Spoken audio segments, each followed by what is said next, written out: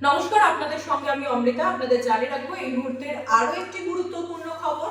আপনাদের জানিয়ে রাখতে চাইবো আরজি করের যিনি প্রাক্তন সুপার ছিলেন অর্থাৎ সন্দীপ ঘোষ, এই ঘটনায় বারবার করে যার নাম উঠেছে। শুধু তাই নয়, আরজি করের নির্যাতিতার ঘটনা সামনে আসার পর অর্থাৎ এই খুন এবং ধর্ষণের ঘটনা সামনে আসার পর থেকেই কিন্তু বারবার একটা অভিযোগ উঠছে যে বিভিন্ন যে এভিডেন্স রয়েছে সেগুলোকে ট্যাম্পার করা হয়েছে, অর্থাৎ যে প্রমাণ রয়েছে তা লোপাট করা হয়েছে, নষ্ট করার চেষ্টা করা হয়েছে।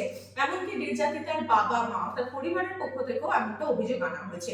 আজকে যে রিপোর্ট ইতিমধ্যে সিবিআই পেশ করেছে সেই রিপোর্টে কিন্তু সেখানে স্পষ্ট লেখা রয়েছে যে যেখানে ঘটনাটি ঘটেছিল অর্থাৎ ক্রাইম সিন, সেই ক্রাইম সিনের পার্শ্ববর্তী যে জায়গাটা ছিল, সংলগ্ন যে অঞ্চলটা ছিল, সেই রুমটা কিন্তু ভেঙে দেওয়ার নির্দেশ বা বলা ভালো সেখানে সংস্কার করার নির্দেশ দিয়েছিলেন সন্দীপ ঘোষ অর্থাৎ প্রাক্তন সুপার আরজি করেন। এবং সেখানে স্পষ্ট লেখা রয়েছে যে ডাক্তারদের অর্থাৎ জুনিয়র ডাক্তার এবং ডাক্তারদের থাকার জন্য অর্থাৎ রেস্ট নেওয়ার জন্য এবং তার সঙ্গে সঙ্গে যে তাদের বেশ কিছুটা সময় যাতে তারা সেখানে আরাম করতে পারেন সেই জন্য কিন্তু এই সংস্কারের নির্দেশ তিনি দিয়েছিলেন। পিডব্লিউ কে ইলেকট্রিক্যাল এবং তার সঙ্গে সঙ্গে যারা রাজমিস্ত্রির কাজ করেন অর্থাৎ বাড়ি তৈরির কাজ করেন তাদের কিন্তু একটা লিখিত নির্দেশ দিয়েছিলেন সন্দীপ ঘোষ।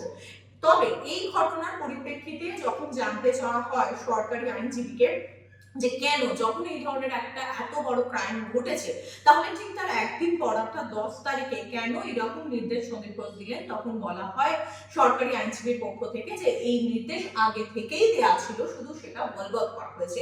অর্থাৎ ফের একবার যে প্রশ্ন বা যে অভিযোগ বারবার উঠছিল যে সন্দীপ ঘোষ কোনো না কোনো ভাবে চেয়েছিলেন যাতে প্রমাণ লোপাট হোক বা তিনি অন্তত চেষ্টা করেছিলেন, সেই কথা অন্তত আজকে সিবিআই যে রিপোর্ট সেখানে কোথাও একটা গিয়ে সেটাকে স্বীকৃতি দিল এমনটাই মনে করা হচ্ছে। কিন্তু এখনো পর্যন্ত এই বিষয় নিয়ে ফার্দার আর কোনো রকম তথ্য সামনে আসেনি। ইতিমধ্যে সন্দীপ ঘোষকে গ্রেফতার করেছে সিবিআই টিম।